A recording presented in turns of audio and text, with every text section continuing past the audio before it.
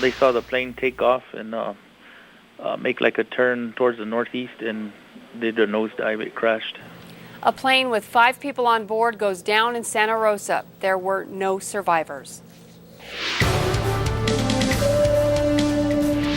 Good evening. Witnesses say the Cessna 206 took a nosedive shortly after takeoff, then burst into flames. Bystanders tried to save the 5 people inside, but the flames were too intense. News 13's Addie Nolan is live at the Santa Rosa Municipal Airport with the latest.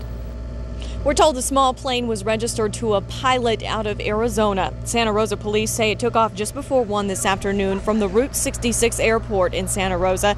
The plane was heading northeast when it suddenly veered, took a dive, hit the ground, and burst into flames. Witnesses tried to put out the blaze with fire extinguishers, but the fire quickly became much too intense. Still, witnesses, one man in particular, and police tried to rescue the people on board.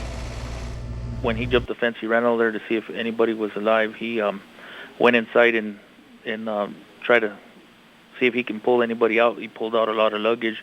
When I got up there, he advised me the same. He advised me that, and that's when I got my fire extinguisher, and I could see a person towards the back and some people in there, and that's when I went with my fire extinguisher. Firefighters eventually put out the blaze. Again, all 5 people on board are dead. Their identities have not yet been released. We're told the bodies are badly burned. Representatives from the FAA and the National Transportation Safety Board are expected to arrive here tomorrow. The NTSB will eventually determine the cause of the crash. That could take months. Kim, back to you. Okay, thanks, Addie. Now, investigators are still trying to figure out where the plane was heading. An FAA spokesman says the pilot had not contacted air traffic control.